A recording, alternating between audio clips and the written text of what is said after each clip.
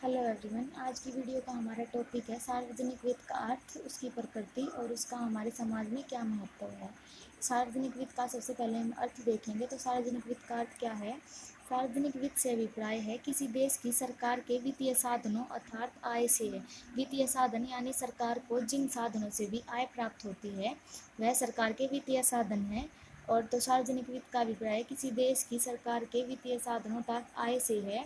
अर्थशास्त्र के जिस भाग में सरकार की आय संबंधी समस्याओं का अध्ययन किया जाता है उसे हम सार्वजनिक वित्त कहते हैं या उसे सार्वजनिक वित्त कहा जाएगा। यानी जिस भी भाग में सरकार की आय संबंधी समस्याएं जो हैं उनका अध्ययन हम करते हैं उसे सार्वजनिक वित्त कहा जाएगा।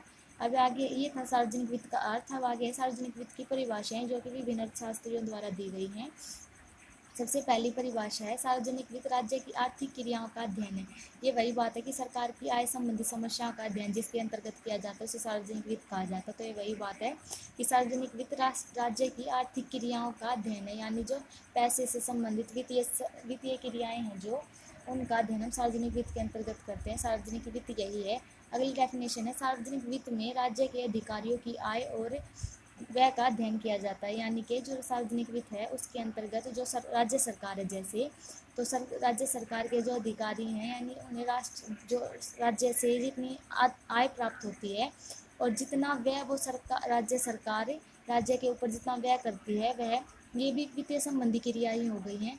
तो ये भी आर्थिक क्रियाएं हैं। तो सार्वजनिक वित्त यही है जिसमें राज्य के अधिकारियों की आय और उनके द्वारा किया गया जो व्यय है उसका अध्ययन किया जाता है। अगली डेफिनेशन है सार्वजनिक वित्त उन समस्याओं का अध्ययन है जिसका संबंध सरकार की आय और व्यय प्रक्रिया से है। यानी सार्वजनिक वित्त उन समस्याओं का अध्ययन है जिसका जो संबंध है वो सरकार की आय से है और उनके द्वारा की गई जो व्यय की प्रक्रिया है उससे। ये भी आर्थिक क्रियाएं हैं जिससे कि सरकार जो आय है सरकार को राज्य से मिलने वाली या फिर अपने देश से प्राप्त होने वाली जो आय है जो कि करों द्वारा टैक्सों द्वारा हमें सरकार को प्राप्त होती है उसका सरकार किस प्रकार से व्यय अपने जो जनता के ऊपर करती है देश के ऊपर करती है ये सार्वजनिक वित्त के अंतर्गत आता है। आगे सार्वजनिक वित्त का क्षेत्र क्या है इसके अंतर्गत हम किन बातों का अध्ययन करते हैं। सार्वजनिक वित्त है जो उसके क्षेत्र का अध्ययन हम दो भागों में करेंगे। एक तो सार्वजनिक वित्त की विषय सामग्री और दूसरा है सार्वजनिक वित्त की प्रकृति। सबसे पहले हम क्या देखेंगे सार्वजनिक वित्त की विषय सामग्री क्या है। सार्वजनिक वित्त की विषय सामग्री का अर्थ है हम इस शास्त्र में सरकार की वित्त संबंधी कौन कौन सी क्रियाओं का अध्ययन करते हैं। तो सार्वजनिक वित्त की विषय सामग्री क्या हुई कि मतलब कि इसमें जो सार्वजनिक वित्त की विषय सामग्री है इसमें हम ये देखेंगे कि सरकार कौन कौन सी क्रियाओं का अध्ययन है जो वो यानी कि सरकार की जो वित्त संबंधी है जो कौन सी क्रियाएं हैं जिनका कौन सी वो क्रियाएं हैं जिन्हें सरकार के वित्त संबंधी जिनका अध्ययन किया जाता है। यानी कि कौन सी जो साधन है जो क्रियाएं हैं उन्हें हम सार्वजनिक वित्त यानी सरकार के वित्त संबंधी मान सकते हैं। उनका अध्ययन हम सार्वजनिक वित्त के अंतर्गत कर सकते हैं। यह है सार्वजनिक वित्त की विषय सामग्री। आधुनिक युग में सार्वजनिक वित्त की विषय सामग्री का बहुत अधिक विस्तार हो चुका है या फिर बहुत अधिक विस्तार हुआ है। आगे सार्वजनिक वित्त की विषय सामग्री को हम निम्न भागों में बांट सकते हैं। इन भागों में हम विषय सामग्री को बांट सकते हैं। सबसे पहले सार्वजनिक आय का सिद्धांत, दूसरा है सार्वजनिक व्यय का सिद्धांत और तीसरा है वित्तीय प्रबंध, स्थिरता तथा विकास और संघीय वित्त। ठीक है, ये जो 5 भाग हैं हमारे इनमें हम सार्वजनिक वित्त की विषय सामग्री को डिफाइन कर सकते हैं। आगे इनका जो डिफाइन है वो हम आगे करेंगे। मैं उम्मीद करती हूँ कि आप लोग मेरी पढ़ाने का जो मेरा तरीका है या फिर मैं जो आपको समझाने की कोशिश कर रही हूँ आप उसे समझ पा रहे होंगे।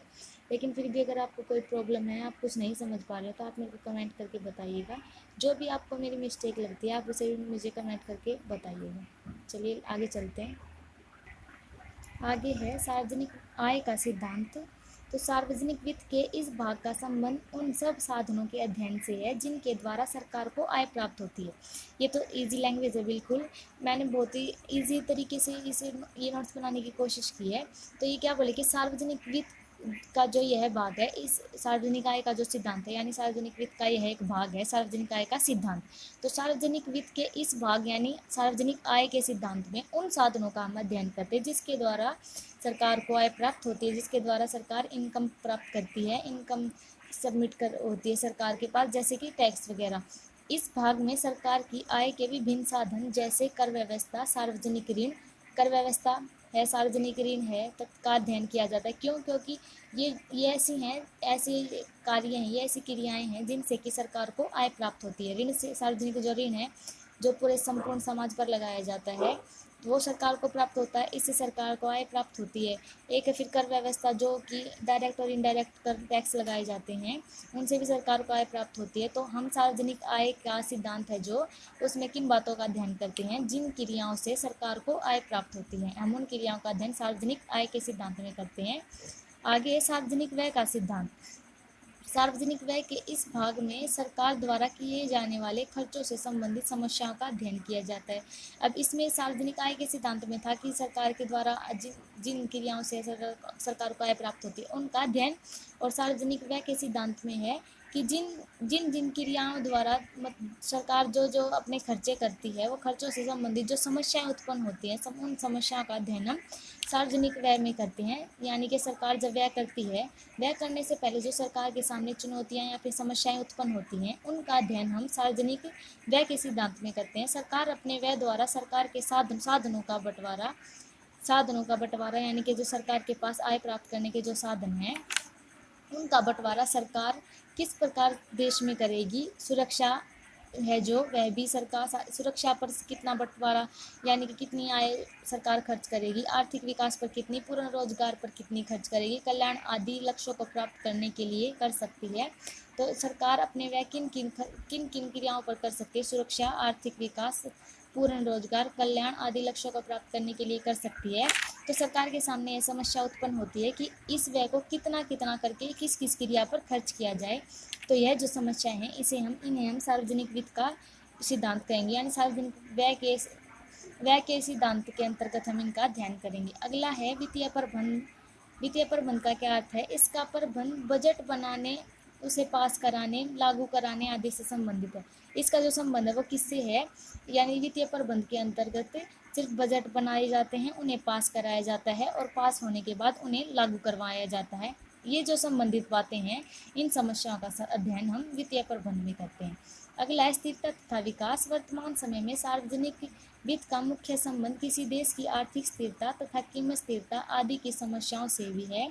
इन उद्देश्यों की प्राप्ति के लिए सरकार राजकोषीय नीतियों का निर्माण करती है। जो आर्थिक समस्याएं हैं, वो आर्थिक स्थिरता तथा कीमत स्थिरता की जो समस्याएं हैं, इन उद्देश्यों की प्राप्ति के लिए जो सरकार है वो राजकोषीय नीति का निर्माण करती है। आगे संघीय वित्त। केंद्रीय सरकार द्वारा राज्य सरकार के वित्तीय संबंधों की विवेचना सार्वजनिक वित्त की अध्ययन सामग्री है। सार्वजनिक वित्त की अध्ययन सामग्री क्या है? केंद्रीय सरकार तथा जो राज्य सरकारों की जो वित्त संबंधों की विवेचना है, केंद्रीय सरकार और राज्य सरकार की वही बातें, वित्तीय संबंधी जो भी विवेचना है, उसे हम सार्वजनिक वित्त की अध्ययन सामग्री कहेंगे। ये तो थी सार्वजनिक वित्त की अध्ययन सामग्री यानी विषय सामग्री। आगे हम करेंगे सार्वजनिक वित्त की प्रकृति क्या है। सार्वजनिक वित्त की प्रकृति। सार्वजनिक वित्त की प्रकृति से अभिप्राय है कि सार्वजनिक वित्त विज्ञान है या फिर कला या फिर दोनों ही। ये वही बात हो गई है जैसे कि विज्ञान, हमारा जो अर्थशास्त्र, हम पहले जो हमारा फर्स्ट ही चैप्टर है वो हमने किया था कि भाई अर्थशास्त्र विज्ञान है या फिर सामाजिक विज्ञान है, और या फिर कला, या फिर ये दोनों ही है। कला है या फिर विज्ञान, और या फिर दोनों ही है। यही वही बात हो गई कि सार्वजनिक वित्त जो है वो उसकी प्रकृति से अभिप्राय है कि वह एक विज्ञान है या फिर कला है या फिर दोनों ही है। तो सार्वजनिक वित्त एक विज्ञान है या नहीं, यह हम जानने के लिए क्या करेंगे? यह जानने के लिए यह ज्ञात करना होगा कि विज्ञान किसे कहते हैं। किसी भी चीज़ को हम ये जानना चाहेंगे कि ये वस्तु ये है या नहीं, तो पहले हमें ये देखना हो। जैसे कि मान लीजिए अब हमें यही पता लगाना है कि भाई सेब मीठी है या नहीं। तो सेब मीठी है या नहीं, इसका अनुमान हम तब लगा सकते हैं जब हमें मीठे के टेस्ट का पता हो कि भाई मीठा कैसा होता है। तो हम सेब खा के ये पता लगा सकते हैं कि सेब मीठी है या नहीं। इसी प्रकार अगर हमें ये देखना है कि सार्वजनिक वित्त विज्ञान है या नहीं, तो सबसे पहले हमें यही पता होना चाहिए कि विज्ञान होता क्या है। तो हम सबसे पहले ये देखेंगे कि विज्ञान किसे कहते हैं। कारण जो परिणाम का जो अध्ययन करता है उसके हम विज्ञान कहते हैं। यानी विज्ञान में हम किन बातों का अध्ययन करते हैं? जहाँ कारण और परिणाम हो, वहाँ पर उनका अध्ययन विज्ञान के अंतर्गत किया जाता है। इसमें सरकार की आय तथा व्यय संबंधी तथ्यों में पाए जाने वाले कारण तथा परिणाम के संबंध का अध्ययन किया जाता है। जो सार्वजनिक वित्त है उसके अंतर्गत भी हम सरकार की जो आय है तथा व्यय संबंधी तथ्यों में पाए जाने वाले कारणों तथा परिणाम का संबंध है जो उसका अध्ययन करते हैं। यानी कि जो सरकार है, सरकार की एक आय है और सरकार का व्यय है। तो ये इसमें कारण क्या है, हमें आय प्राप्त होती है, या तो ये लगा लो कि भाई जब हम सरकार व्यय करेगी, व्यय क्या है, कारण, व्यय करेगी तभी तो उसे आय प्राप्त होगी। यानी कारण क्या है आय प्राप्त होने का, व्यय, और व्यय करने पर परिणाम क्या निकलता है, हमें सरकार को आय प्राप्त होती है। तो सरकार सार्वजनिक वित्त के अंतर्गत सरकार के कारण और जो आय और व्यय है उनमें कारण और परिणाम के में संबंध का स्थापित होता है, और जिसमें कारण और परिणाम में संबंध स्थापित होता है उसे हम विज्ञान के अंतर्गत अध्ययन करते हैं। तो इसके अकॉर्डिंग तो हमें ये लगता है कि भाई जो यह कहा जा सकता है कि सार्वजनिक वित्त एक विज्ञान है, क्योंकि उसमें सरकार की आय तथा व्यय में जो संबंधी अध्ययन है वह कारण और परिणाम के संबंध से जुड़ता है। तो इसे हम सार्वजनिक वित्त को हम विज्ञान कह सकते हैं। उदाहरण के लिए सार्वजनिक वित्त के अध्ययन से ज्ञात होता है कि यदि एक ऊंची दर लगाए जो कर हैं वो ऊंची दर पर लगाए जाएंगे तो उनका उत्पादन तथा उपभोग पर बुरा प्रभाव पड़ेगा। अगर किसी भी चीज़ का जो टैक्स है वो अधिक ऊंचे कर दिए जाएंगे, ऊंची दर पर लगाए जाएंगे, तो लोग जो है वो उत्पादन तथा उपभोग, जो उत्पादन करेंगे उसका क्या होगा, उन्हें उत्पादन करने के लिए अधिक से अधिक टैक्स देना पड़ेगा, जिससे कि वो उत्पादन कम करेंगे। और जो उपभोग यानी कि जो उपभोक्ता है वो अगर उस वस्तु को खरीदेंगे तो उन्हें भी ज़्यादा से ज़्यादा टैक्स देना पड़ेगा, तो उपभोक्ता भी उसे कम खरीदेंगे, इससे उसके ऊपर बुरा प्रभाव पड़ेगा। सार्वजनिक वित्त के विज्ञान होने के पक्ष में निम्नलिखित तर्क हैं। सार्वजनिक वित्त संपूर्ण मानव ज्ञान का अध्ययन नहीं करता, बल्कि इसका संबंध मानवीय ज्ञान के निश्चित व सीमित क्षेत्र तक ही सीमित है। सार्वजनिक जो वित्त है वह संपूर्ण मानव ज्ञान का अध्ययन नहीं करता, यह केवल मानवीय ज्ञान से के निश्चित और जो सीमित क्षेत्र है वहाँ तक ही सीमित है, वहाँ तक ही संबंधित है। अगला है, सार्वजनिक वित्त के अध्ययन में वैज्ञानिक विधियों का प्रयोग किया जाता है, और जहाँ पर वैज्ञानिक विधियों का प्रयोग किया जाता है उसे हम विज्ञान के अंतर्गत लेते हैं। सार्वजनिक वित्त के सिद्धांत हैं जो वो अनुभवतज्ञ हैं, यानी ये जो तीनों विशेषताएं हैं ये सिद्ध होता है इससे कि सार्वजनिक वित्त एक विज्ञान है। विज्ञान दो प्रकार का होता है, वास्तविक विज्ञान तथा आदर्शात्मक विज्ञान। वास्तविक विज्ञान से कि वास्तविक स्थिति का ज्ञान होता है, अर्थात यह ज्ञान होता है कि क्या स्थिति है। इसके विपरीत आदर्शात्मक विज्ञान से यह ज्ञात होता है कि क्या होना चाहिए, यानी कि मनुष्य के भाव प्रकट किए जाते हैं कि क्या होना चाहिए था, और वास्तविक विज्ञान से हमें यह ज्ञात होता है कि क्या स्थिति अब है। सार्वजनिक वित्त के अध्ययन से सरकार की आय तथा व्यय संबंधी समस्याओं का ज्ञान प्राप्त होता है। सार्वजनिक वित्त एक वास्तविक विज्ञान है, क्योंकि सार्वजनिक वित्त में हमें ये ज्ञान प्राप्त होता है कि सरकार की आय और व्यय की जो संबंधी समस्याएं हैं वो क्या है को हम वास्तविक विज्ञान में लेते हैं। और सार्वजनिक वित्त के अध्ययन से यह भी ज्ञात होता है कि कितनी मात्रा में लगाए जाने चाहिए कर। सार्वजनिक वित्त एक आदर्शात्मक विज्ञान भी, क्योंकि सार्वजनिक वित्त से हमें यह अध्ययन भी होता है कि हमें कितनी मात्रा में कर लगाने चाहिए, तो उसके अकॉर्डिंग सार्वजनिक वित्त एक आदर्शात्मक विज्ञान भी है। अगला है, सार्वजनिक वित्त कला है या फिर नहीं, ये जानने के लिए हमें कला को जानना होगा। कला निश्चित उद्देश्य की प्राप्ति के लिए ज्ञान का प्रयोग है। तो आगे है कि कला निश्चित उद्देश्य की प्राप्ति के लिए ज्ञान का प्रयोग है, यानी कि जो कला है इसका प्रयोग एक निश्चित उद्देश्य की प्राप्ति के लिए किया जाता है। तो निश्चित उद्देश्य की प्राप्ति के लिए ज्ञान का प्रयोग है जो कला है। सार्वजनिक वित्त द्वारा सरकार की आय तथा व्यय संबंधी जो ज्ञान का प्रयोग है, यानी पूर्ण रोजगार तथा आर्थिक समानता, आर्थिक विकास आदि जो उद्देश्य की प्राप्ति के लिए किया जाता है। जो सरकार की आय तथा व्यय संबंधी ज्ञान का प्रयोग है उसे पूर्ण रोजगार, आर्थिक समानता और आर्थिक जो विकास है ये उनके उद्देश्य हैं, इन्हें पूरा करने के लिए किया जाता है। तो इसके अकॉर्डिंग सार्वजनिक वित्त है जो एक कला भी है।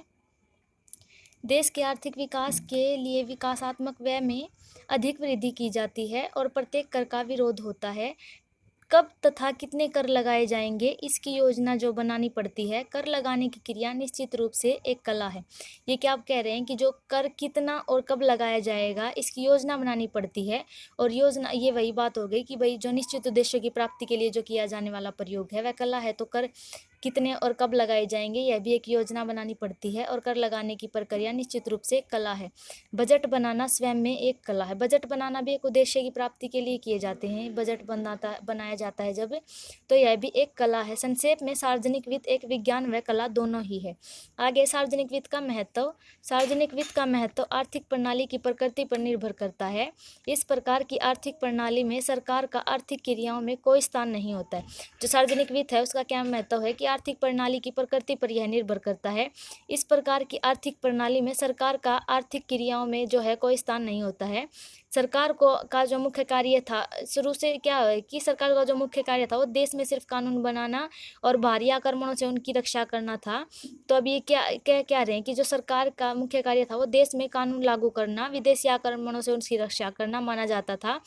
और लेकिन जो सरकार को केवल उतने ही कर लगाने चाहिए, तो ये क्या सरकार का कार्य क्या है, केवल कानून बनाना और देश की विदेशी आक्रमणों से रक्षा करना। तो इनके अकॉर्डिंग जो है वो सरकार को केवल उतने ही कर लगाने चाहिए जिससे वह अपने प्रशासन संबंधी जो खर्चे हैं उनको पूरा कर सके। सरकार का बजट संतुलित होना चाहिए, यानी कि सरकार का बजट है जो संतुलित होना चाहिए, समान रूप से होना चाहिए। सार्वजनिक वित्त का उद्देश्य है विभिन्न आर्थिक लक्ष्यों को प्राप्त करने के लिए प्रभावपूर्ण मांग को कम करना या अधिक करना है। और प्रभावपूर्ण मांग को अधिक करने के लिए यदि घाटे का बजट है जो वो अपनाना पड़े तो भी हम जो है यह कोई अनुचित कार्य नहीं है कि भाई हमें घाटे का बजट भी अपनाना पड़े तो प्रभावपूर्ण मांग को अधिक करने के लिए। सार्वजनिक वित्त है जो सार्वजनिक वित्त के महत्व में वृद्धि करने के दो मुख्य कारण हैं। सार्वजनिक वित्त का जो महत्व उसमें हम दो कारणों से वृद्धि कर सकते हैं, सरकार के कार्यों में वृद्धि और आर्थिक जीवन पर प्रभाव। सबसे पहले सरकार के कार्यों में वृद्धि। प्रत्येक देश की सरकार के कार्यों में बहुत अधिक वृद्धि हो गई है। पहले जो सरकार का कार्य सिर्फ मैंने बताया सिर्फ दो ही कार्य होते थे, कानून बनाना और विदेशी आक्रमण से देश की रक्षा करना। लेकिन अब जो है देश के सरकार के है जो कार्य बहुत अधिक हो गए हैं। तो प्रत्येक देश की सरकार के कार्यों में बहुत अधिक वृद्धि हो गई है। सरकार का काम केवल शांति व्यवस्था कायम रखना नहीं है, बल्कि आजकल की सरकारें आर्थिक विकास, पूर्ण रोजगार और कीमत स्थिरता, आय व धन से संबंधित जो कार्य हैं वो भी करती हैं। पहले सरकार के केवल दो ही कार्य थे, लेकिन अब सरकार के जो बहुत अधिक कार्य हो गए आजकल वो पूर्ण रोजगार, कीमत स्थिरता, आर्थिक विकास और आय व जो धन में इसके से संबंधित कार्य हैं वो सभी करती हैं। अगला है आर्थिक जीवन पर प्रभाव। सार्वजनिक वित्त की जो क्रियाएं हैं उन क्रियाओं जैसे सार्वजनिक व्यय, कर प्रणाली, सार्वजनिक ऋण, घाटे की वित्त आदि की जो आर्थिक जीवन पर उनका जो बुरा प्रभाव पड़ता है। सरकार की कर तथा व्यय संबंधी नीतियों के फलस्वरूप उत्पादन को जो प्रोत्साहित किया जाता है। सरकार की जो कर तथा व्यय संबंधी जो नीतियां हैं इसके फलस्वरूप क्या होता है, उत्पादन को प्रोत्साहित किया जाता है, उत्पादन को प्रोत्साहन मिलता है, उत्पादन बढ़ता है। बचत तथा निवेश को बढ़ाया जा सकता है। बचत और निवेश को भी हम बढ़ाया जा सकता है। इन्हें हानिकारक वस्तुओं के उपभोग को कम किया जा सकता है। राष्ट्रीय आय के वितरण में समानता लाई जा सकती है। राष्ट्रीय आय के वितरण में समानता यानी कि जो जिसने जितना कार्य किया है उसके हिसाब से उसे वेतन दिया जाए, तो राष्ट्रीय आय की जो है आय का वितरण होगा वो समानता से होगा। आर्थिक विकास की गति को तेज किया जा सकता है। आर्थिक विकास है जो उसे तेजी से बढ़ाया जा सकता है। बेरोजगारी व गरीबी को कम किया जा सकता है और रोजगार के अवसर बढ़ाए जा सकते हैं। देश में जो है आर्थिक विकास तथा आर्थिक कल्याण के लिए सार्वजनिक वित्त का बहुत अधिक महत्व है। मैं उम्मीद करती हूँ आप लोगों को ये जो टॉपिक है हमारा, ये क्वेश्चन बनता है हमारा, ये अच्छी तरह से क्लियर हो गया होगा। फिर भी अगर आपको कोई दिक्कत आती है तो आप मेरे को कमेंट करके बता दीजिएगा। And thanks for watching my video. मिलते हैं नेक्स्ट वीडियो में नेक्स्ट टॉपिक के साथ।